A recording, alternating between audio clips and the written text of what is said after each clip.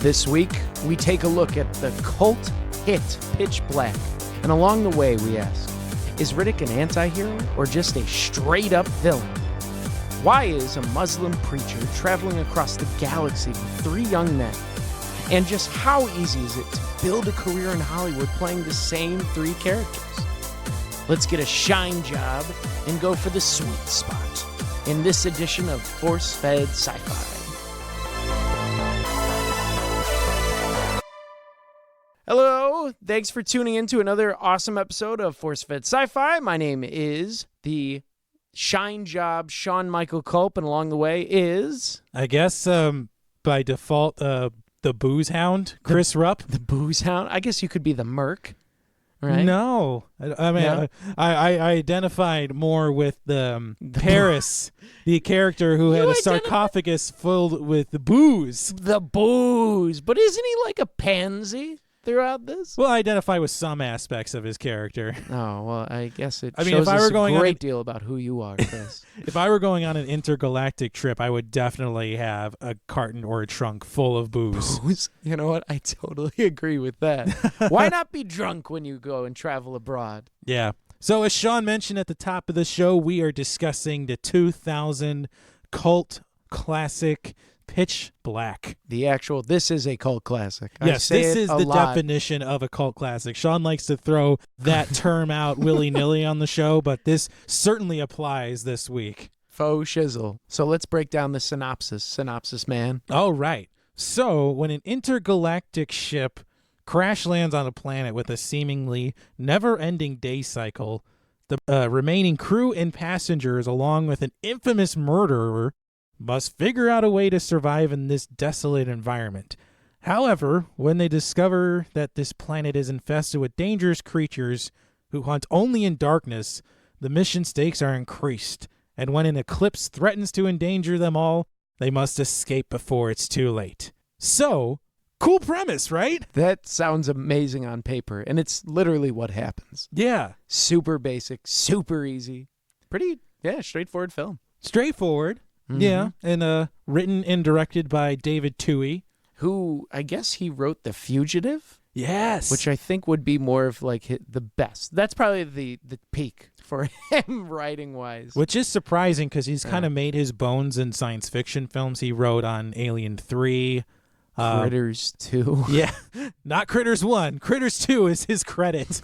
Which is the less excitable one. I haven't seen either of those, so I don't know what they're like. Oh, the first one's good. The second one is just, it's bad. It's really bad. It's like the sequel to this film. And then the film is starring Vin Diesel, who really became a household name after this film, I feel like. Yeah, I would say this is his breakthrough role that most people attributed it to. I guess he got the role from Steven Spielberg. It kind of like helped out. Steven cast him in Saving Private Ryan due to his multifacial like thing that he made himself, and then his role in Saving Private Ryan kind of caught up David Twohy. Yeah. Is that how you say it? I think it's David Boom, Twohy. Baby, got it. Well, prior to this, he had supporting roles in Saving Private Ryan, as we mentioned, in The Boiler Room. Yeah, Giovanni Ribisi also voiced the Iron Giant. which is kind of cool. Another film in our list. It's in our list. It qualifies. Oh my God, that's gonna be awesome. Yeah, I can't wait to get to that one. Same with Guardians. So pretty much after this, it's pretty much just voiceover Vin.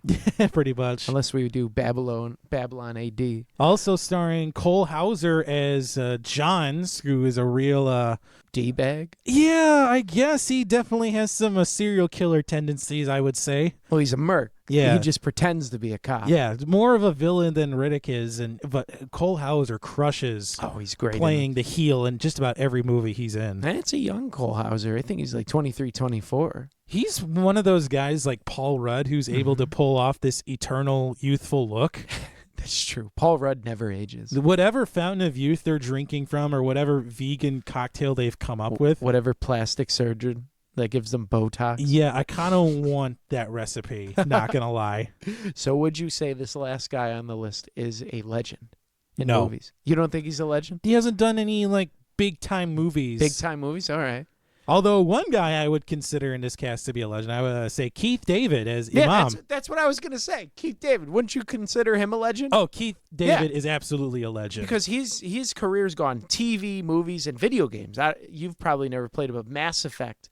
He's a big role in that video game series, and that thing was huge in the 2000s. No, he starred in several John Carpenter films, The Thing and They Live, most prominently, done voice work for years. Oh, his voice is... he's like... He is Morgan unmistakable. Freeman wasn't... Yeah, he's like right up there with Morgan Freeman with the indistinguishable voice. And James Earl Jones. Yeah. Who would have thought? Well, also in the cast, we have Radha Mitchell as, I'm not sure of her rank in the film, as Fry. Fry? The overzealous pilot. And she's been in stuff after this? Maybe? She was in a Silent Hill film. Finding Neverland? That's right. She is Johnny Depp's wife in Yeah. Finding Neverland. She's more well-known, I think, for doing television than she is for this. Yeah. Which is common for television actors to get some film roles every now and then. Yeah.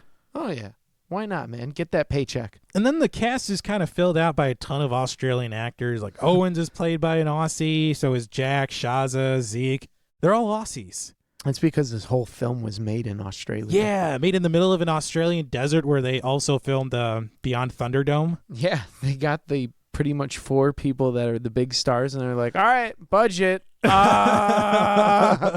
wants to be in this film and die 5 minits in? But made on a budget of $23 million, which I thought to be impressive for the look we got of the film. Oh, yeah. Granted, I couldn't find a ton on pre-production because all of the quote-unquote special features on the DVD were like 4.5 minutes long. I hate it when DVDs do that, but this is like back in the 90s and 2000s where they're like, hey, we got an interview. Yeah, at this point in DVDs, like showing the theatrical trailer qualified as a special feature. Yeah, it's so stupid to me, but we're just used to like Avengers and Star Wars, Star Trek type stuff, so that's okay. Well, and this is also a good point to just jump into the meat and potatoes and start talking about the movie. Sure. I mean, obviously, the central character of the film is Richard B. Riddick, played by Vin Diesel. And I don't know if it's Vin Diesel's portrayal or just how the character was written, but he constantly walks this line throughout the film of neither being a hero or a villain. Mm-hmm. I mean, I don't know what you gleaned from him, but what are your thoughts on him? He's one of the ultimate anti-heroes to me, because he does walk that line throughout the entire film where you're just like, wow, this guy is a dick, man. But then he has great qualities. At the end, he redeems himself. But I honestly wouldn't say his like last effort to get him off the planet was at all like, I don't think that equated for the whole garbage actions that he had towards, because he let so many people die. And I guess we could talk about like, is it like, should he have saved him because he was a convict that he knew he was going back to jail, so maybe he just didn't care? Well, there were so many people that he had the chance to maybe not necessarily save, but at least help out. Well, maybe Riddick just isn't down with the altruism, man. Could be. I mean, but he has that chance to save Zeke when he's pulled into that tunnel and killed. He has a chance to maybe save Shaza. Yeah. He directly leads one of the Muslim pilgrims to his death. Literally, and he's standing next to the kid, and it was a great shot where he just like slinks back into the dark. Well, there's that one when they're after the eclipse has occurred, but then there's the one when he leads that kid into the coring room. Yeah, and then he's killed by like the baby raptors, I guess. Yeah, the kid's right by him. He just takes off the tarp, and it's like coring room, and the kid just goes right in there, man.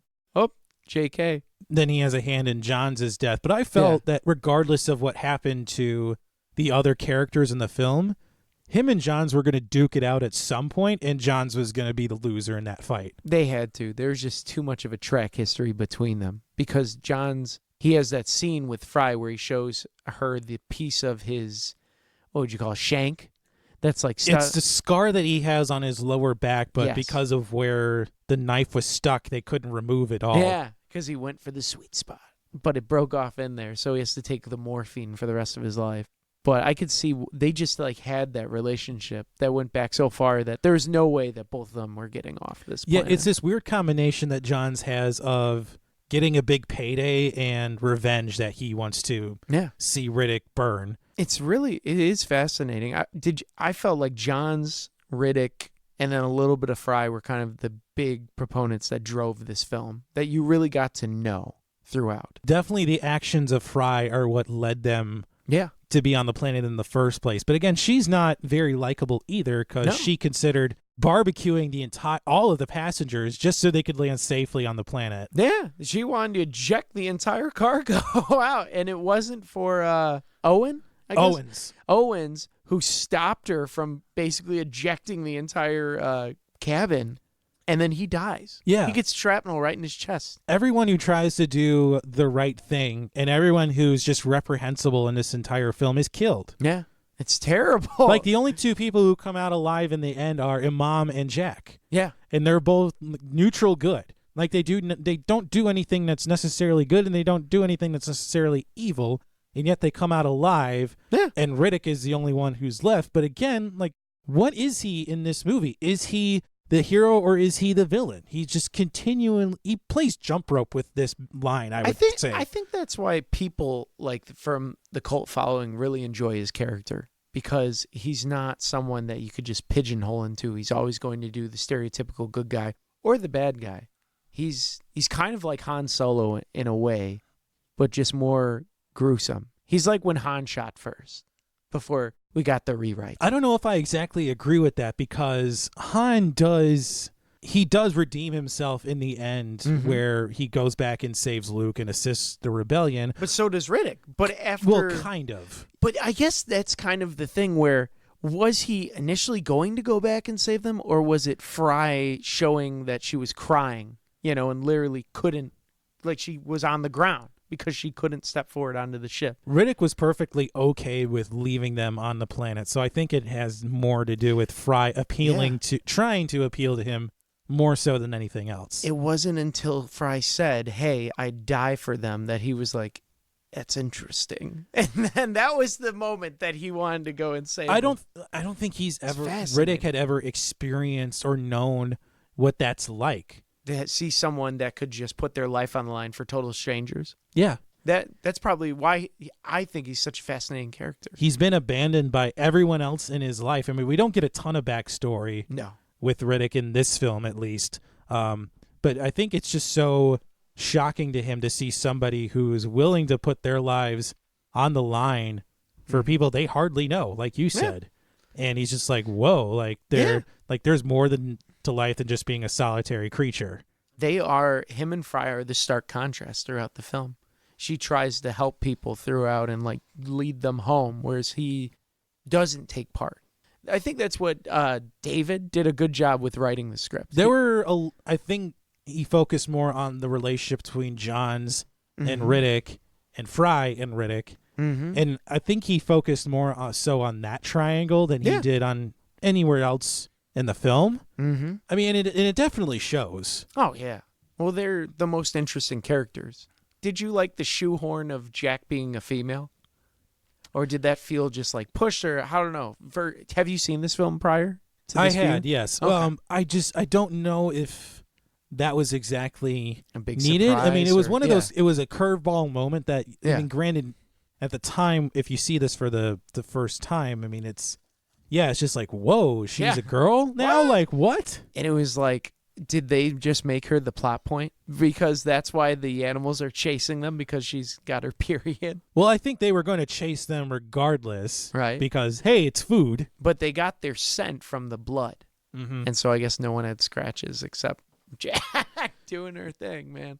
Yeah, I don't know. It's just the whole concept of the creatures themselves was a bit weird to me. Well, let's describe the creatures for the viewers. They're kind of like hammerhead shark heads with eyes that see only in darkness. And the vision that you can see them is if your TV, it wasn't plugged in, like back in the day when the screen would go all fuzzy and it I would would just say be black. if your TV looked like that if it was half plugged in. Yeah. And you were trying to watch a channel that you didn't have access to or you weren't paying for. Yeah, and that's their vision. Essentially, they could see the outlines of humans, like your facial structures, but it's basically in that gray, black and white feature, and they've got wings. They're called raptors. Well, there's 3 stages of them that I found out. There was the larva. They're the bioluminescent larva that they find in I guess it's like a cave. Oh, that's rad. Yeah. And they end up using them. How interesting. Yeah, and then there's the the baby stage where they're flying and they're much more vicious and all that, and then you have the adult ones that have the big old teeth and then the hammerhead look to them. I guess it's the inverted hammerhead look. The inverted hammerhead. I like how they use the larva as light. When they're babies, they're light, but then as adults, they can't stand the light. Yeah. See, that's like some of the chops in this film where I'm like, oh, that's really witty and interesting, like how it's a full circle. There's a lot of things in the movie that just like either don't age well or just didn't make a ton of sense to me. Like for one, the astronomy people. Yeah, for one, the creatures themselves, the visual effects on them, I mean, granted, it's 20 years later, look a bit dated. They do. I think the best effects that hold up to me were when Riddick views all the monsters like coming out of the tunnels. That was pretty cool when you could see through his vision. When you saw the monsters close up, though, when he was like going head to head with one, you could tell it was like, ooh, this is kind of like a cheesy video game from like early 2000s. Well, what did it for me was the teeth. The teeth really stuck out and not in a cool attack the block kind of way. Yeah. See, I watched it on my phone, so it didn't bother me too bad where I was like, oh, okay. As all of the great movies should be watched. But if I watched that probably on like a TV, like a 36-inch or something, 40, I'd probably be like, Did you watch it in the tub with candles out? I watched it while I was driving to work. We do not advocate anybody does that on the Force Fed Sci-Fi podcast. Well, Chris doesn't advocate it. No, I watched put this your movie driving from the skills to the test. I watched this movie in the comfort of my home and without having to drive to work while trying to pay attention. And was it comfortable? Yes, it was very comfortable. That's good. I had my pajamas on. I was ready to watch it. Your PJs? Yeah, my PJs. I'm not ashamed to admit it. That's okay, man. I'm not giving you crap. Every man needs some type of sleeping wear. Okay. So the Raptors. So yes, you don't and they were called Raptors. That was interesting. We don't hear their name at any point throughout the film. Could this be our first interpretation of dinosaurs as they should be? No. Because didn't they think raptors were like birds, came from descendants of birds? Maybe this is like the dinos in the mid evolution, huh? No, you're grasping for straws here. Like I don't see how that could work. Okay. Just thought it, But I did like some of the scenes with those monsters were pretty cool. I liked when they were young raptors flying. I thought those aged well. The ones that were the worst were probably when you saw them big up and close. But still, I mean, for that though, if the production had invested maybe in animatronics or props, like that would have added to the realism and heightened the tension a little bit. But because they had a couple, when he was like slicing and dicing them. Especially the scene where Riddick is figuring out the blind spot on them, and then when it bites John's head off. Dude, yeah. Like the close-up shots where it's just all computer graphics was a bit like, it's not that great. It wasn't, but I still liked John's head getting bit off. I thought that was a great scene. Well, it was a big payoff because so awesome. We've never liked this character at any point. I mean, he's the only character in the film where we're just like full on in for the win on the hate on John's. Yeah. And then when his head gets bitten off, we're just like, okay, yes. You deserve that. Oh. Because prior to that, he was talking about cutting up Jack. Yeah. And leaving her like 50 feet behind them. Oh, you do her and pull her 45 to 50 feet behind us. And Rick's like, I don't want it to be that close. Like, dude, that's Ted Bundy stuff. Like, you're sick. But that whole build up to that scene was incredible to where he's like, I think we might need something bigger. And then they just go at it. I love that scene in this film. He sets them up for a lot of different payoffs that I believe is what helps this movie to keep moving forward, where it doesn't like dwell too much on like expository dialogue or something that would be boring. It's very much like scene based. Oh yeah. And I felt where this movie shined the most was definitely within the last 35-40 minutes of it, when it's pitch black. Yes, like when the solar eclipse happens. Yeah, they've loaded up the sled with the power cells, and they're wearing the light up tubes from the crashed ship, and they're trying to make their way to, I guess I would just call it a planet jumper in this case. Yeah. I felt that sequence was the best in the film. I thought that was top-notch writing and filmmaking. I just wish that David Twohy would have leaned a bit more hard into the horror aspect of the whole thing. Because the last half of the film is in pitch darkness. That's true. I think when I saw it when I was like 12, I was pretty scared by it because of the suspense. because he has the Raptors come in at random moments. Like, for example, when they just get out of the ship and Johns is like, is the coast clear or something? Looks clear. Looks clear. And then, boom, they hit him. And it's like, You whoa! said it was clear. Well, it looks clear. How does it look now? Looks clear. Or however Vin Diesel talks. Well, some of those moments I think are great. Where Yeah. it's kind of, it could be a jump scare. We don't get a ton of levity in the film, though. I feel a lot of that comes from Paris. Yes. His character and his dialogue, especially. And yeah. but he doesn't do anything. He doesn't really help out in getting them off planet or Just anything. gets drunk and sits under his umbrella drinking booze. Contemplating about how he should have died in Paris. Yeah. Yeah. Even though he's never been. But I was so happy when he died. Well, yeah, and then he has that great visual in the film of loading up with 45 proof whiskey, which doesn't burn like that, and then shooting a big fireball right into the creature's faces. So that's what I mean. There's so many great moments in this where you just look at it and go, wow. With Riddick fading into black, I love the scene where he gets nose to nose with the guy and with the raptor and he can't see. He goes back and forth, back. That's just, it's awesome.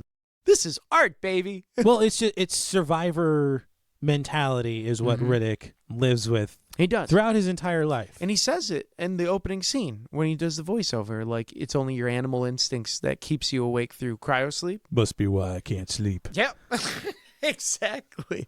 Did you like some of the lines, or how did you feel about the dialogue? A lot of it was cheesy. A lot of it. What was the cheesiest? Because I like some of them, like the sweet spot. The end. The end, my goodness, when they're about to take off, when they should have just taken off, and then Riddick turns off the engines for some reason.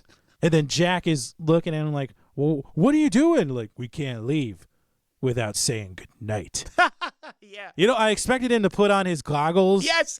Like and then, Horatio Caine, and baby. then music from The Who kicks in. I fully expected it all to go CSI Miami right there. I wonder if on YouTube someone's done that. Well, probably this movie doesn't have that much clout. Yeah. To be honest, though, I mean, as cheesy as that sequence is, that was not my lens flare. No, what was your lens flare? You know, as much as I identify with Paris having a sarcophagus full of booze, I would have to say that is my lens flare of the film. That was your... Okay. I mean... Sarcophagus. I mean, he's a professional. He's an antiquities dealer / archaeologist. Yeah. And he has a sarcophagus. Not a trunk, not a box. Yeah. A sarcophagus. Of booze. Of booze. Yeah. It seems a bit weird. Like, if he's going to die, he wants to take his booze with him. Mm-hmm. Like, if you're on an intergalactic trip, I would, A, not have a sarcophagus, and B, I would have it full of practical things I would want for my destination. Change of clothes, some toiletries. Maybe he's an alcoholic. Yeah. Maybe that's the movie we need to see. Little column A, little column B. Paris slowly just like becoming an alcoholic. It's all a I sham. feel like he's already there. Maybe he's like... he doesn't need much help from Riddick to get there, though. That's true. He can do it all himself because he sabotaged everything anyways. Well, what about you? What was your lens flare, Sean? My lens flare was probably the swear words. They were so oddly placed with the F-bombs, especially at the beginning. Where you're just like, whoa. Which is weird because This doesn't David make Twohy is sense. capable of writing dialogue that doesn't involve F-bombs. Exactly. It's just weird. But as we found out later with these films, the dialogue gets cheesier in like the second and third one where you're just like, ooh. I just thought it was also weird that everyone's introducing themselves by including their middle initial. Yeah. Like, that was weird. If we gotten at some point in the future where we have to start introducing ourselves by including middle initial with last name, How would you go by? I don't know. It would I can't go like Chris P. Rupp. Like that's just it's too short. It'd have to be Christopher P. Rupp. Christopher P. Rupp? I mean, Chris P. Rupp. Yeah, that would be kind of funny. My question to you is, how did you feel about the deaths? Overly gruesome. Overly gruesome? Too? So more gruesome than they should have been for a movie like this. Yeah? Like, which ones stood out for you?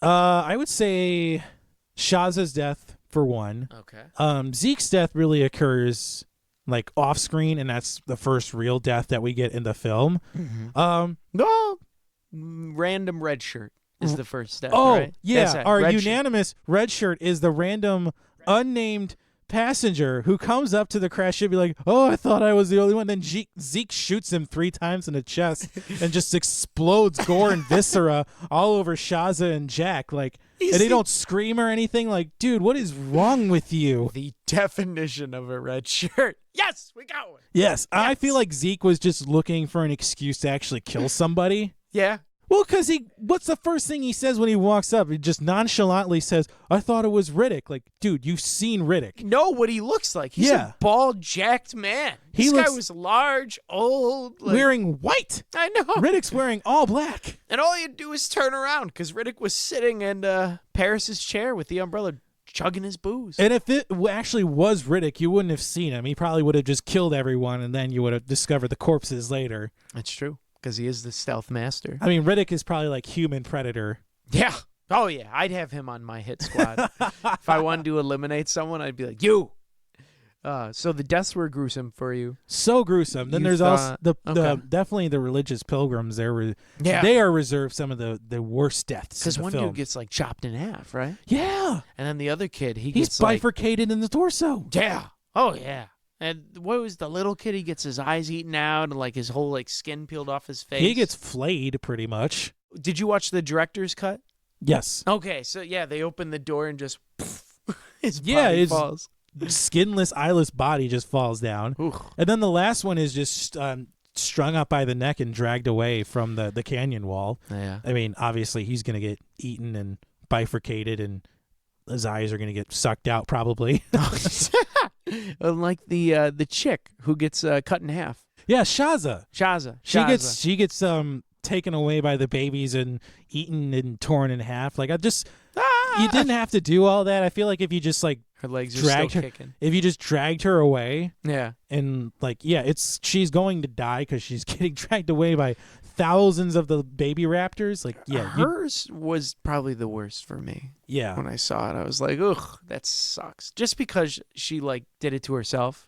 She just stood up and then the raptors come and kill her, even though Riddick knows that they're going to do a second pass. Really, the only one who spared the gruesome death is Fry at the end of the film. Yeah, and that one's bad too, just because it's like she's made the entire way, and it's right before the end, and just bam. See, I thought the entire time I've watched this film, I thought Riddick stabbed her, and then because the creature smelled the blood, got her and took her away. I didn't know that she got speared. And they make it look like that. Yeah. So you never know.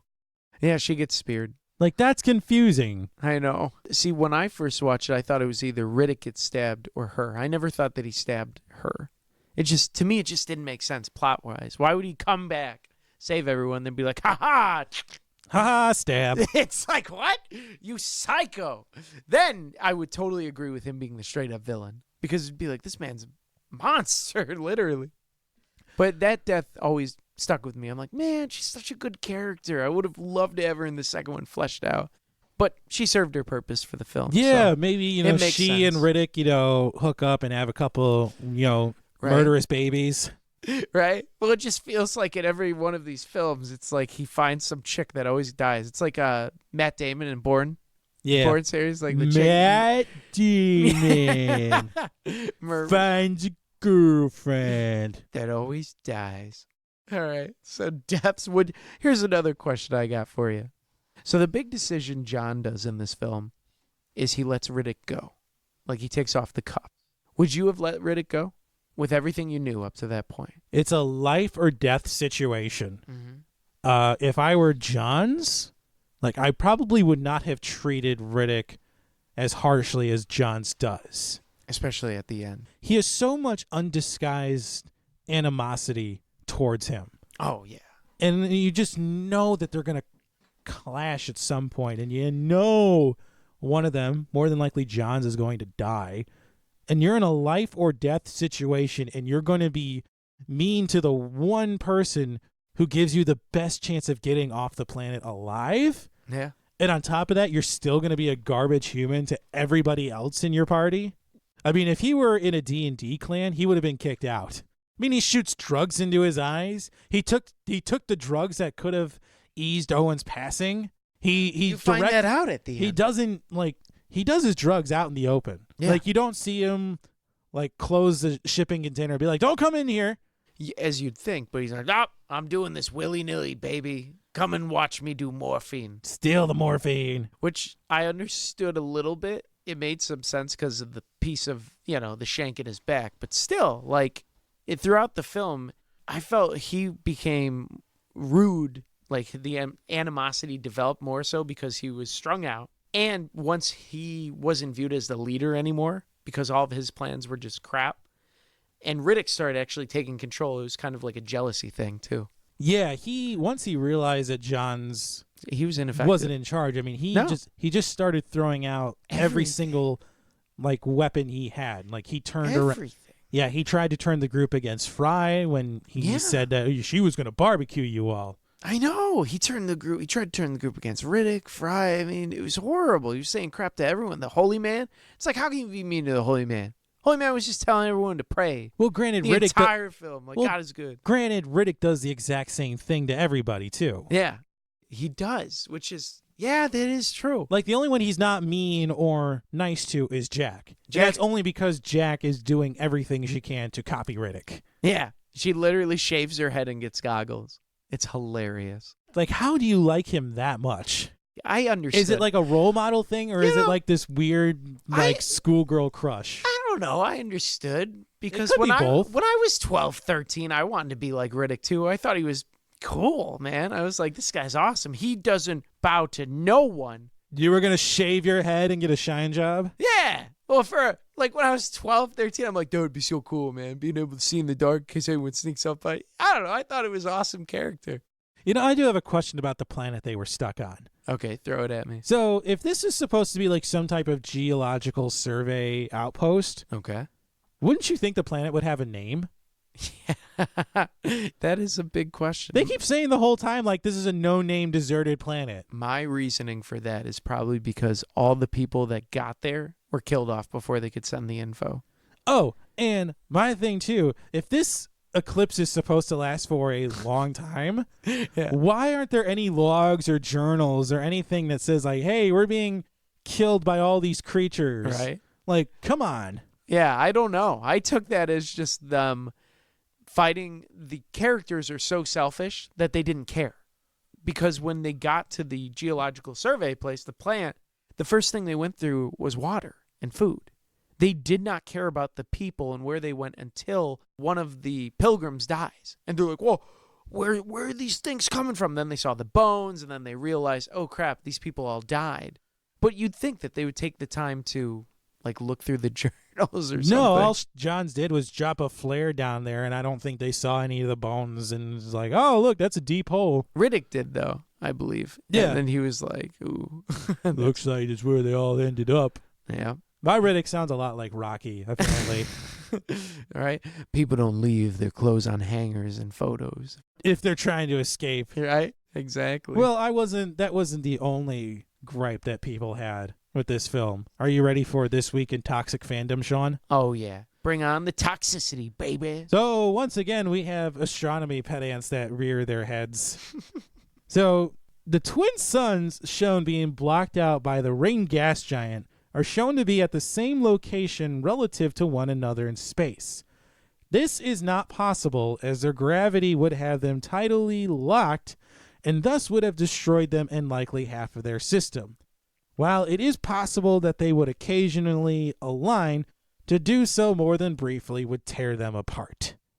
So, this pedant lost me at tidally locked. I don't claim to be an astronomer. I don't know how space works really that much. I could speculate on how space travel works, but I don't know about planetary orbits and eclipses and all that. This just sounds like somebody who had an issue with a movie and had to let all of the internet know about it. It's true. That's like really detailed too. So that person went to town. Yeah. See, I got one where it's just like John says it's a bit of a bad sign being in Riddick's direction. Like when he first escaped, throws his goggles on the ground.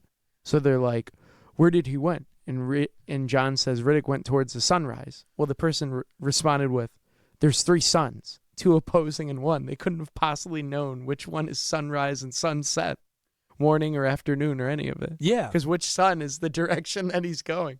Maybe that's why they took so long. And if there were 3 suns within close proximity to this planet, like the planet would just be on fire. Yeah. Oh, yeah. Everything would be dead. Well, like we've said, the eclipse wouldn't have happened because with them being in line, it wouldn't have worked. And I don't know. When they show the eclipse, the planet closest to them was so big, like the eclipse would have ended in 5 minutes. But hey, whatever. I'll chalk it up to they're not astronomers. But hey, it's a movie. It is a movie. And with all that in We're mind, not here for facts, man. With all that in mind, let's discuss the legacy of Pitch Black. Oh, yeah. So, modest box office success, I would say. Yeah. Grossed just over $53 million during its run. Yeah, on a 23 budget. Yeah, that's not bad. Currently holds a 59% rating on Rotten Tomatoes, which was a bit surprising. I know, considering that out of all of the 3 films, this has the highest, or the last one has the best rating. Yeah, which is shocking. Well, surprise, surprise, the critical reception at the time was mixed. Yeah. Roger Ebert called this film a step back from Tui's previous outing of The Arrival with Charlie Sheen, which it's been ages since I've seen that. I've never seen that. Yeah, that was way before Charlie Sheen went bug nuts. Mm-hmm. Charlie Sheen, I always forget he was an actor at one point. Like an actual actor that people enjoyed. Yeah. It was nominated for Best Science Fiction Film at the 1999 Saturn Awards. Yeah, there weren't many awards, right? No other major nominations, though. Just kind of crazy, you'd think, because of all the sci-fi elements in it and interesting creatures.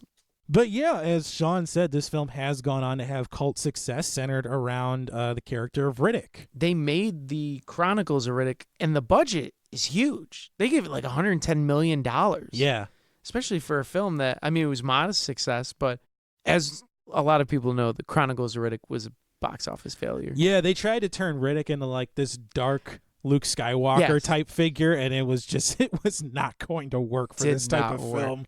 Yeah, I don't even think it would work in nowadays. Like the other night, I finished watching Pitch Black, and I started watching like the first 10 minutes of the Chronicles of Riddick. Yeah. And I was like, this movie is just such a complete departure of the first one. I have zero interest in watching this. And that's the sad part about it, because when you see this film, you're like, oh, wow, I'm curious to see what happens to these characters. You get Chronicles, and you're like, oh, whoa, what is this?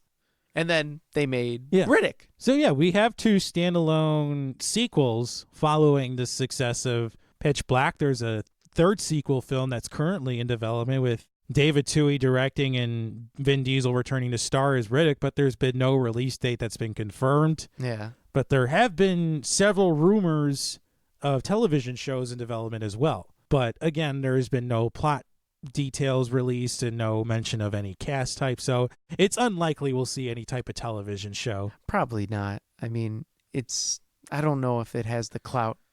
But you know what, with Netflix nowadays, they make TV shows about anything, so maybe they're probably going to release the film, see how it does, and then go TV. But we have gotten 2 video games from this franchise, which are incredible. A lot of people enjoy them. A lot of people consider the video games to be better than the films, which is rare, to say the least. Well, they flesh out Riddick so much more. You learn like how he gets his shine job, him being put initially in the jail that he escaped from. It's really when I read the premise for the video games, I wanted to play them. I'm kind of kicking myself that I didn't play the game, so I might have to go find it and play it and provide a review for that. So I remember the trailers for them, like, these look awesome. Yeah, if you've ever played the game, like, add us on Twitter or like Instagram or Facebook. Please let us know how Escape from Butcher Bay is, or I think it's Assault on Dark Athena. If you've played those games, please let us know how they are and if they're worth our time to play. Speaking of Vin Diesel, this really got his career going after this, because he's gone on to have major success with the Fast and Furious franchise. He's still playing Riddick, obviously, and now he's Groot in the Marvel Cinematic Universe. Is 3 major characters. He's built his career playing the same 3 characters. Pretty much. Easy paycheck, right? Is the typecasting argument for Vin Diesel, has it been earned at this point in his career? for him being like this guy, Yeah, there'd be like this gruff type hero. gruff one-liner, dishing Gruff out anti-hero. Yeah, I think so. He's been doing it his entire career. I don't think studios would take the chance on dishing him out for a drama role.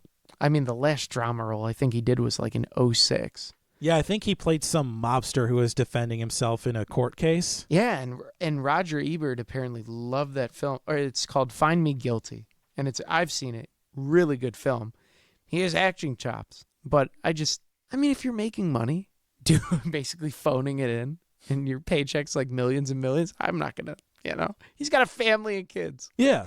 So, with all that in mind, Sean, what do you give Pitch Black on our rating scale of wouldn't watch, would own, and would host a viewing party? oh man. I'd probably host a viewing party for this. Really? You go that high for Pitch Black? I'd show it in classrooms. I'd talk about the artistic. You teach youngins. That probably isn't a great idea. I would show, I'd talk about the art with the film and everything, the different choices the director made and X, Y, and Z, because I think it's a perfect film if you want something easy, simple plot, flesh out characters. Super awesome. To me, it's very enjoyable every time I watch it. So, don those goggles, Chris. Well, we're going to have to differ Okay. on this opinion quite significantly. I would have to call this just a straightforward would watch. Oh, okay. I thought it was going to be the first one, like wouldn't watch. No, I mean, I am not saying that this is a bad movie. I am just saying that this could have been a better film than the one we've got. Yeah, because like you said, you wanted more horror elements, and that's understandable. I get that. Well, especially in the last half hour of the film, we could have definitely leaned hard into the horror aspect of the film. I mean, the entire setting is in complete darkness. You have half the formula right there for a great horror flick. Yeah, that's okay. If you directed it, Chris. I would, yes. However, most of the science that is in the film doesn't make a ton of sense. No. And the computer graphics just now feel super dated. I mean, the characters aren't likable. No one is. Not even Riddick. Maybe if we were going to put him like on a scale, I would say Riddick is slightly ahead of the least likable character. Yeah.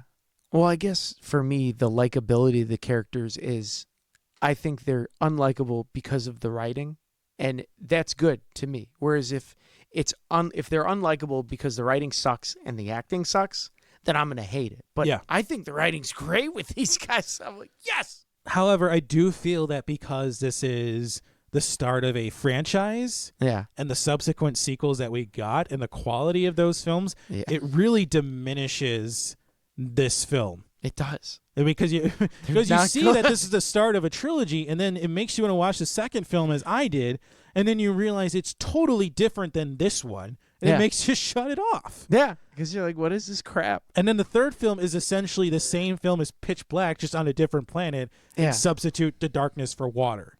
Yeah. That's all it is. Less scary monsters. The hit squads really aren't that. The dialogue's kind of cheesy, but you get a cute, adorable dog. Yeah, that's also killed. It's an alien dog, but it's killed. It's killed. Again, not saying this is a bad film. No. I'm just saying the franchise as a whole isn't great. So, I think that's about enough for Pitch Black for this week's edition. What do you say we pick our next movie, Sean? Let's do it. So, from a list of 118 films, we're going to enlist the help of our friendly random number generator AI, Major Samantha. Thank you, Jimi Hendrix. You're welcome. And from that list of 118 films, she has selected number 103. Ooh. It is the 1978 film starring Donald Sutherland and Veronica Cartwright. It is Invasion of the Body Snatchers. Ooh, dun dun dun. So we're diving back into the classics this week, or I guess it's a remake, which is also a classic. I don't know. Well, we'll dive into that next week. Please watch and enjoy with us. If you enjoyed today's show, please head on over to Apple Podcasts and leave us a 5-star review. It really helps to drive us up the charts as well as help people like you find the show. We are across the spectrum of social media with Facebook, Twitter, and Instagram, all at ForceFed Sci-Fi. You can check out and download episodes from Apple Podcasts, Spotify, Google Podcasts, the iHeartRadio app, or wherever you find podcasts, and please subscribe so you never miss an episode. Finally, you can check out our website, forcefedsci-fi.com, for show notes and links to all of our social media. So for all of us at the ForceFed Sci-Fi team, We will see you next time.